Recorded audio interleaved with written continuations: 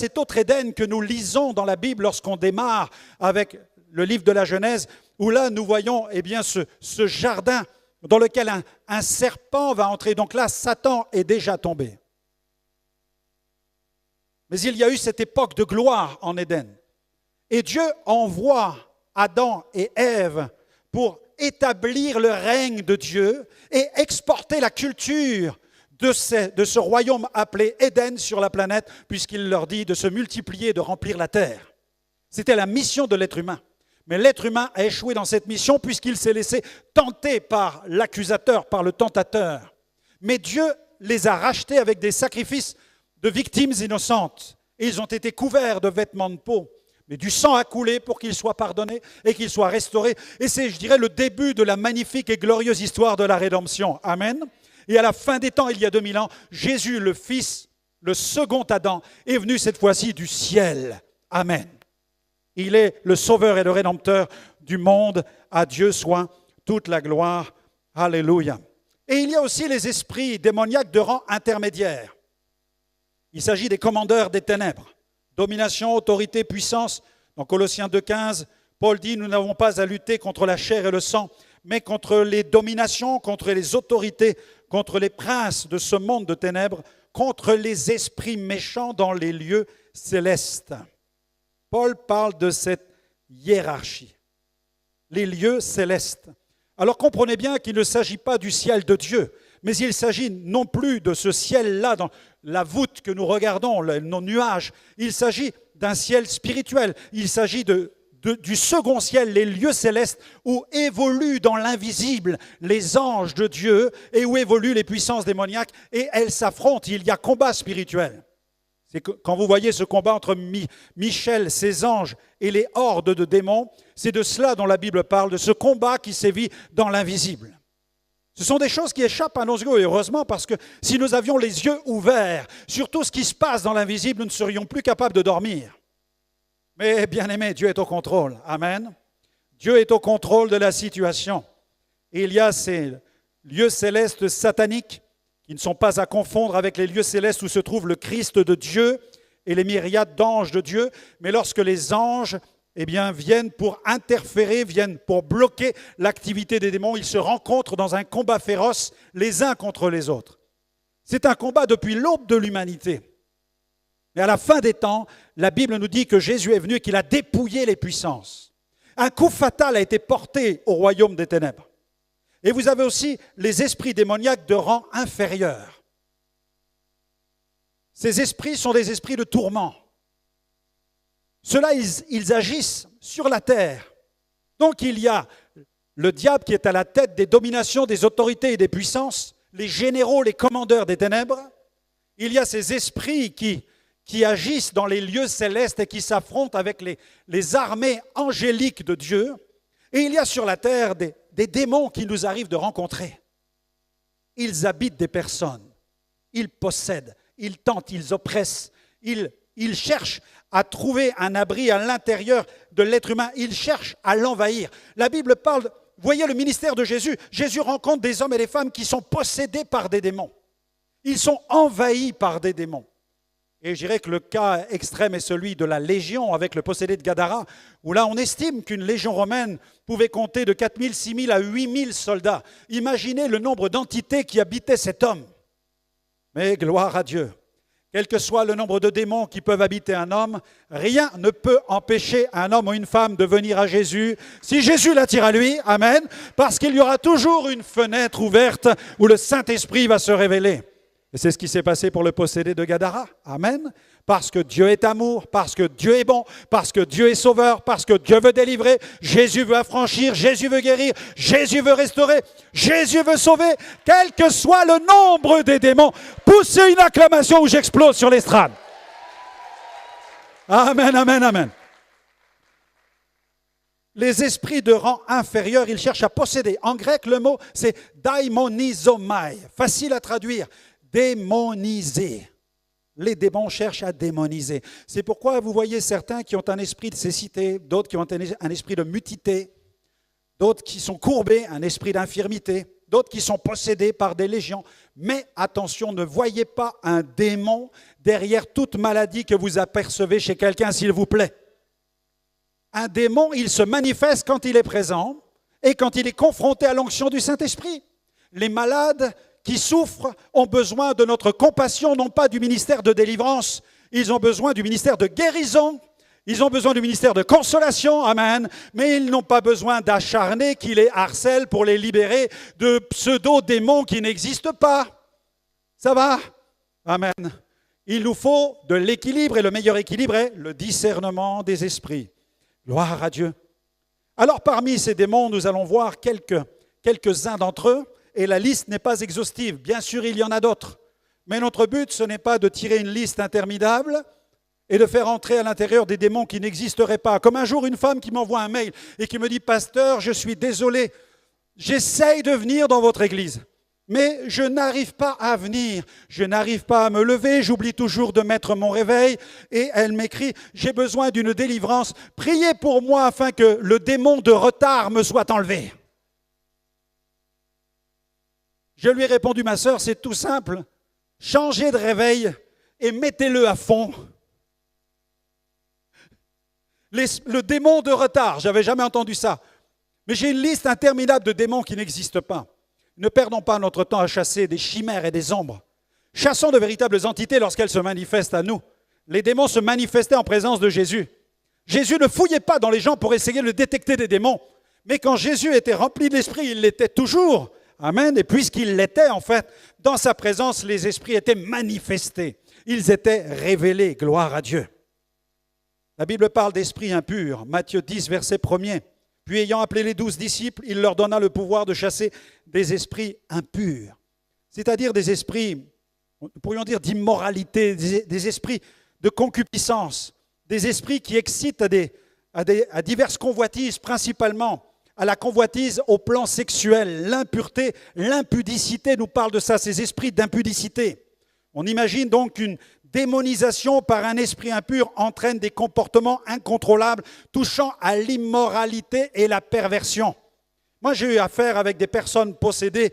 Dès que je commençais à prier pour eux, principalement des femmes, elles essayaient de se déshabiller. Et il fallait les maîtriser pour qu'elles gardent leurs vêtements. Parce qu'il y avait des esprits d'impudicité à l'intérieur.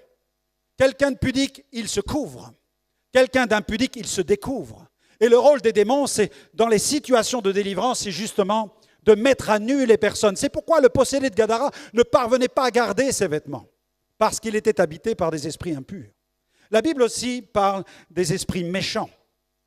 Jésus dit, lorsque le démon s'en va, il prend avec lui 7 autres esprits plus méchants que lui. Il y a en fait, vous avez vu, la Bible vous montre, vous prouve qu'il y a des degrés de férocité chez les démons, des degrés de méchanceté. Et là, on voit qu'il y a des esprits méchants qui peuvent conduire à la destruction, à la mutilation, à la scarification, à l'autodestruction, à des attitudes suicidaires. Mais attention, ne voyez pas derrière toute personne qui a des pensées sombres au point qu'elle veut mourir, qu'elle est tenue par un démon, par un mauvais esprit. Bien sûr, l'ennemi l'oppresse, mais cela ne signifie pas qu'elle est possédée. Cela vient du fait qu'elle est dans la détresse et qu'elle a besoin d'une guérison. Et mettre un démon sur cette affaire-là peut accentuer la gravité de la situation de la personne. Ajouter le stress à une personne qui est dépressive, ajouter sur elle le stress de la présence d'un démon, c'est amplifier sa situation et c'est la pousser même encore plus profondément dans son état de détresse. C'est pourquoi il faut dans ce domaine de la prudence et on n'a pas besoin d'affirmer à quelqu'un que la personne a un démon. On n'a pas besoin de dire ces choses-là. Il suffit simplement de prier pour que le Saint-Esprit vienne. Amen. Quand vous appelez le Saint-Esprit, vous ne prenez pas de risque. Parce que le Saint-Esprit vient nettoyer la place de toute possible, je dirais, agression, assaut de l'ennemi. Et la personne a surtout besoin d'être rassurée. Elle a besoin d'être fortifiée dans sa foi. Elle a besoin de reprendre le contrôle. Regardez la femme qui était courbée par un esprit d'infirmité. Jésus n'a pas dit démon d'infirmité part, non. Il a dit femme, tu es délivrée de ton infirmité. Et la Bible dit, il lui imposa les mains. Vous avez des gens qui enseignent qu'on ne peut pas toucher un possédé. Jésus les touchait. Il a posé ses mains. Amen. En fait, si tu as le Saint-Esprit, le démon ne rentre pas en toi. Est-ce que vous êtes avec moi? Si vous croyez que Jésus est sur le trône de votre cœur, vous êtes le temple du Saint-Esprit. Et les démons ne rentrent pas dans le temple de Dieu. D'accord? Dans l'esprit, il y a l'esprit de Jésus. Donc le démon, c'est toi, quand tu touches le possédé, là le démon il tremble. Parce qu'il y a l'onction de Dieu qui est en toi. Tu as cette autorité-là. Ne tombons pas, je dirais, sous d'autres clichés de superstition en prêtant un pouvoir à l'ennemi qu'il n'a pas. N'aie jamais peur de toucher un possédé, une personne qui a des démons. L'autorité, c'est toi qui l'as, ce n'est pas lui qui l'a. C'est toi qui es plus fort. Parce que tu as Jésus qui est en toi et l'Esprit qui est en toi est plus fort que le démon qui pourrait être chez lui. Gloire à Dieu. Vous avez les esprits malins aussi, la Bible en parle. À l'heure même, Jésus guérit plusieurs personnes de maladies, d'infirmités, et il ajoute d'esprits malins, et il rendit la vue à plusieurs aveugles. Le terme malin est traduit du grec mal, malin, méchant, mauvais. Finalement, dans ces esprits impurs, méchants et malins, vous allez trouver en quelque sorte la même catégorie de puissance qui inflige toutes sortes de maux. Vous avez aussi les esprits de maladie et d'infirmité. La femme possédait d'un esprit qui la rendait infirme depuis 18 ans.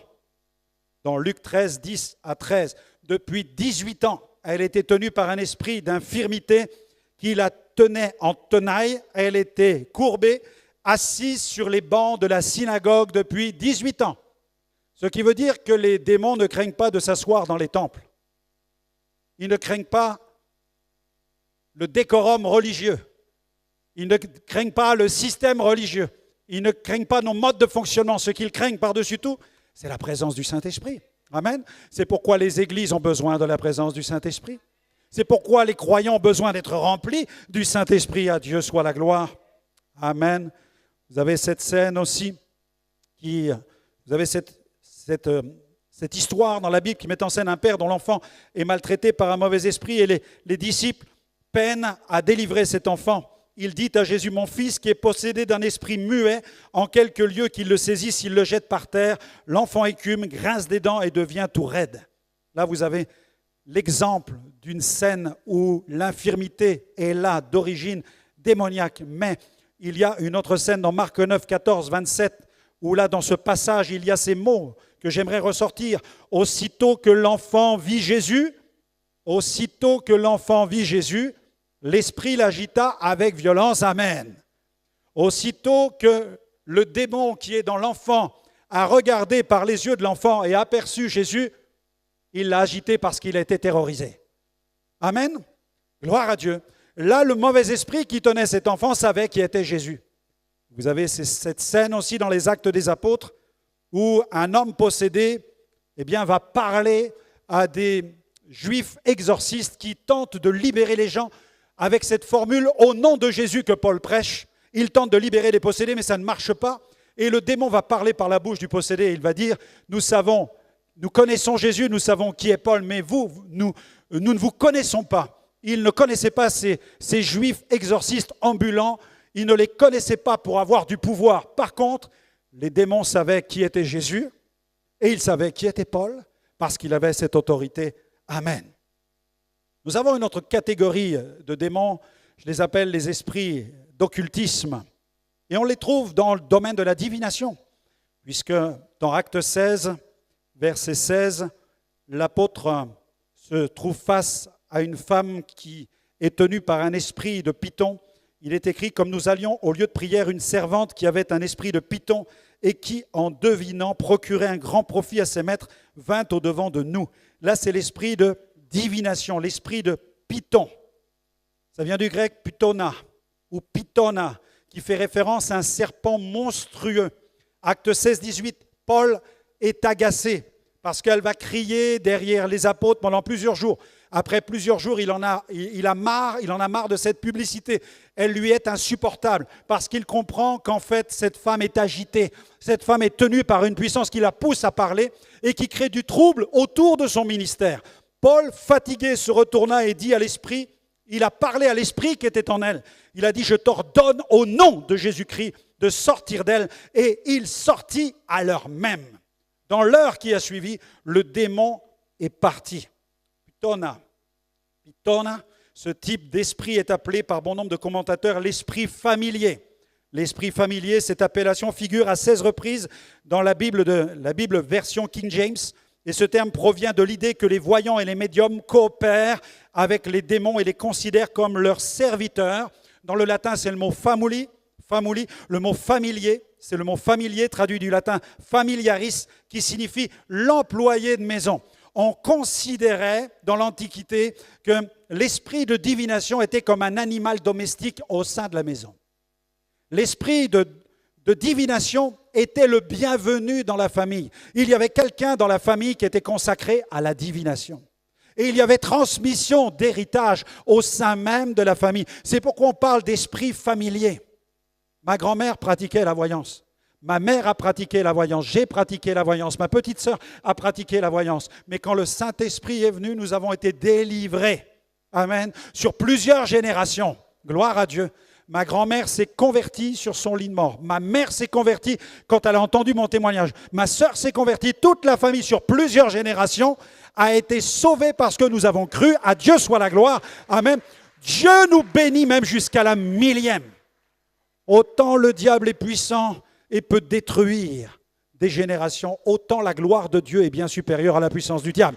Amen. C'est pourquoi attendez-vous à voir la gloire de Dieu. Alléluia. Il y a l'esprit de sorcellerie aussi. L'esprit de sorcellerie. Il y a aussi l'esprit d'idolâtrie. Ce sont des puissances qui poussent les êtres humains à se tourner vers la sorcellerie. Il y a le domaine de la divination, il y a le domaine de la sorcellerie, et il y a le domaine de l'idolâtrie, parce que nous savons que derrière l'idole se cache, c'est ce qu'enseigne Paul, se cachent aussi des démons. Bien entendu, quelqu'un qui porte des idoles sur lui n'est pas automatiquement possédé par un mauvais esprit, mais il s'aventure sur un terrain qu'il expose. Le danger pour les gens. Vous avez des gens qui vont chez les voyants, ils n'en ressortent pas possédés pour autant, mais ils viennent sur des terrains où ils s'exposent, où ils se souillent, où ils risquent de recevoir des entités qui pourraient rentrer au travers d'eux et les tenir en tenaille, les maintenir dans leur tenaille. Et puis il y a aussi les esprits, toujours dans l'occultisme, les esprits de séduction, qui empruntent des canaux comme les voyants, les guérisseurs, je dirais empiriques avec les vieilles méthodes, mais vous avez aujourd'hui les guérisseurs énergétiques, d'autres formes de guérisseurs, les magiciens, les marabouts, les faux prophètes, les faux docteurs, les faux apôtres, les faux messies. Tout cela, ce sont des esprits de séduction, ce sont des personnes qui sont des agents, des canaux pour les ténèbres. Ils ont un esprit de séduction qui les habite pour deviner, pour accomplir la sorcellerie, pour conduire dans de l'idolâtrie. Ce sont des esprits qui vont manipuler. Mais eux ont pactisé avec le diable. Il y a une différence entre le sorcier et le possédé de Gadara. Le possédé de Gadara est maltraité, le sorcier c'est un agent. C'est différent. Vous avez aussi un autre esprit qui s'appelle, je l'appelle l'esprit de mort, Abaddon. Nous le trouvons dans le Nouveau Testament, dans Apocalypse 9, 11. Abaddon désigne un personnage mystérieux comme un roi. Il est appelé l'ange de l'abîme, dont le nom grec Apollyon signifie destructeur. S'exprime l'idée de destruction, d'anéantissement. Évoquant le diable, Jésus a dit « Le voleur ne vient que pour voler, égorger et détruire ». Et il arrive que ce type d'esprit, un esprit de mort, s'attaque à certaines personnes. Et elles sont comme frappées par le flétrissement, par le dépérissement. Il y a de nombreuses années, j'ai eu l'occasion de prier pour une dame. On m'avait appelé en urgence pour prier pour une jeune femme qui dépérissait, qui a dépéri en quelques mois. Et il y avait un message qu'elle recevait. Elle recevait des visions, des messages qui la tourmentaient et qui lui ordonnaient de ne plus s'alimenter. Et donc elle s'éteignait. L'esprit a été lié, nous l'avons brisé et elle a retrouvé la vie. Elle a été restaurée. Il y avait comme un esprit qui était là pour la faire mourir. Différent d'une maladie, différent d'une infirmité. Là, c'est un esprit qui vient pour régler ton compte et qui vient pour te détruire. Mais au nom puissant de Jésus, nous avons l'esprit de vie. Et Jésus a triomphé de la mort. Il est ressuscité le 3e jour. Et lorsque l'esprit de Jésus vient, il rend la vie à ceux que le diable veut faire mourir. Amen. Gloire à Dieu. Vous avez aussi l'esprit de division, puisque diabolos signifie celui qui divise. Et il arrive qu'il y ait parfois des courants de division dans des églises, où là, les esprits deviennent comme gagnés par une sorte de confusion, où l'ennemi veut jeter le trouble au milieu des croyants par des langues mensongères, des langues critiques. C'est un esprit de division qui se répand dans l'Église. Il faut fermer la bouche à ce type de mauvais esprit pour préserver les communautés. Amen. Il y a les esprits de mensonge aussi, puisque le diable est un menteur. Il est évident que les esprits sont menteurs et qu'une personne envahie par des démons raconte des choses qui sont fausses. C'est pourquoi Jésus ne leur permettait pas de parler. Comme il y a quelque temps, une jeune fille qui était possédée, je prie pour la demoiselle et le démon parle par sa bouche et il me dit « Non, ne prie pas pour moi, c'est ma maison. » C'est ma maison. Il est en train de me dire « Le corps de cette demoiselle m'appartient, c'est ma maison. » Je dis « Non, ce n'est pas ta maison, ça va être maintenant la maison du Saint-Esprit. La maison de Dieu sort. » Et la demoiselle a été délivrée de cet esprit qui la tenait au nom puissant de Jésus. Quelle est l'apparence des démons? Quelle est leur apparence? À quoi ressemble-t-il? Alors ne tapez pas sur Internet apparence des démons, s'il vous plaît. Vous allez trouver des photos un peu les plus abracadabrantes les unes que les autres, avec toujours les petites cornes et la queue fourchue et le trident. La Bible dit que les démons pratiquent l'art du déguisement. Ils pratiquent l'art du déguisement et ils cherchent à s'habiller comme des anges de lumière. C'est pourquoi ils revêtent différents costumes. C'est pourquoi certains esprits de séduction viennent habiter des hommes et des femmes qui vont être les instruments qui vont détourner leur génération de la vérité. Il est question des esprits séducteurs, des faux messies, des faux docteurs, etc. Voilà leur stratégie, l'art du déguisement. Et puis l'autre stratégie, c'est la stratégie de la terreur. Amen. La stratégie de la terreur. Merci mon frère. Amen. La stratégie de la terreur. Les démons sèment la terreur. Et il suffit de voir dans la parole de Dieu qu'il y a certaines expressions qui illustrent qui est Satan. On voit, il est question dans la Bible du lion rugissant. Imaginez un lion rugissant, ce n'est pas fait pour rassurer. Sauf quand c'est le lion de Juda, amen, et qu'il est sur le trône et qu'il rugit en faveur de son église. Mais le lion rugissant, il vient parce qu'il rôde. Il cherche qui il va dévorer. Vous imaginez déjà ses longues dents. Vous dites, non, je ne veux pas tomber dans ses mains. Le lion rugissant. La Bible parle du serpent ancien. La Bible parle aussi du grand dragon. Mais vous avez d'autres descriptions, je dirais encore plus terribles, qui se trouvent dans le livre de l'Apocalypse au chapitre 9. Il y avait des créatures malfaisantes qui tourmentaient les êtres humains avec l'apparence de sauterelles. Les démons dans l'Apocalypse sont présentés comme des sauterelles, mais pas seulement. Des sauterelles bizarres. Imaginez des sauterelles qui ressemblent à des chevaux de combat. Elles ont des cheveux de femme. Imaginez des sauterelles avec des cheveux de femme et des dents comme des dents de lion. Non, ce n'est pas ta femme dont je parle ce matin. Amen. Amen. Non, amen. Non, vous êtes d'accord avec moi. Ce n'est pas ton mari non plus qui a piqué. Non.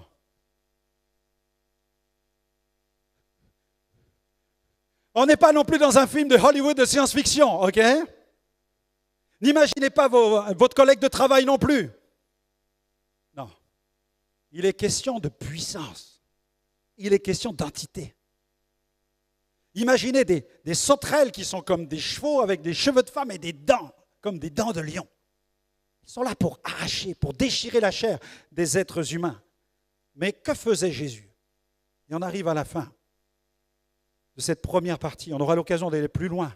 On verra, on va approfondir cette question. Vous allez découvrir des choses importantes sur ce que Dieu fait avec l'esprit régénéré. Amen.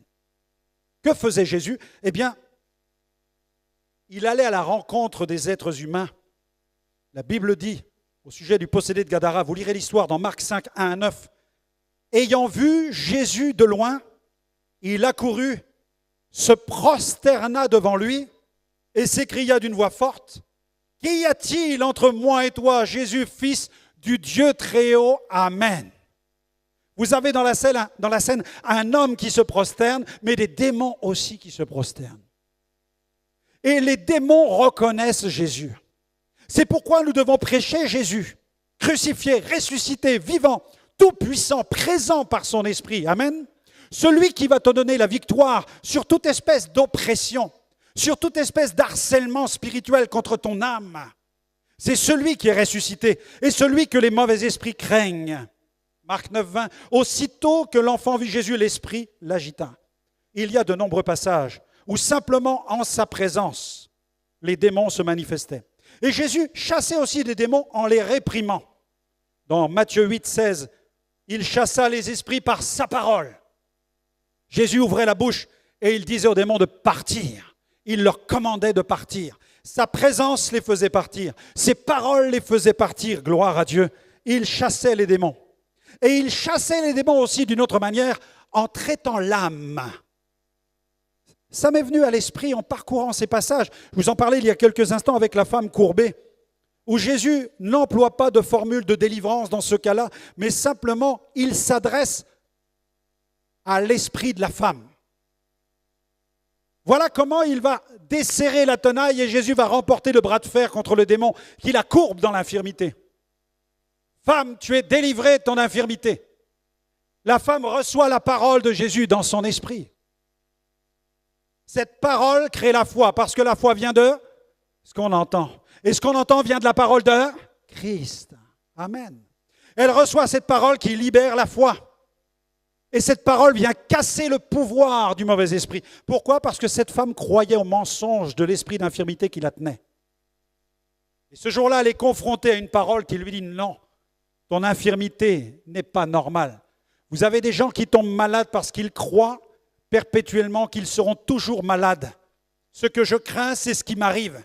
Et il est important que dans mon esprit, je puisse confesser et croire que la dépression, que le burn-out, que la maladie n'est pas une fatalité, mais qu'avec Dieu, tout est possible. Et que je peux être délivré de la drogue, du tabac, de l'alcool. Peu importe la chaîne qui est sur moi, au nom puissant de Jésus. Alléluia. Femme, tu es délivrée de ton infirmité. Bam, elle a reçu la parole. Alléluia. Et la Bible dit, il lui imposa les mains. Il a touché son corps. Le démon touchait, il tenait dans sa griffe, il tenait l'esprit et il tenait le corps. Et Jésus s'adresse aux deux endroits. Il libère l'esprit et il libère le corps. Au nom puissant de Jésus-Christ. Il y a des miracles à saisir ce matin, amen.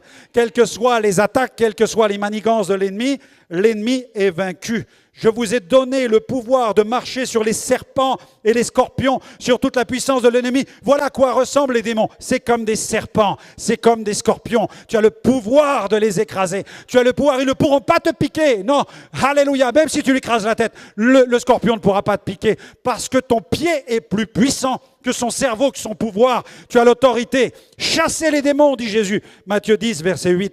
Et dans Hébreux 2, 14 à 16, il est écrit « Jésus, il a anéanti celui qui a la puissance de la mort, c'est-à-dire le diable. » Répète avec moi, il a anéanti celui qui a la puissance de la mort, c'est-à-dire le diable. Colossiens 2,15, il a dépouillé, littéralement, il a spolié les dominations, les autorités, les puissances. Il les a livrées publiquement en spectacle, triomphant d'elles par la croix.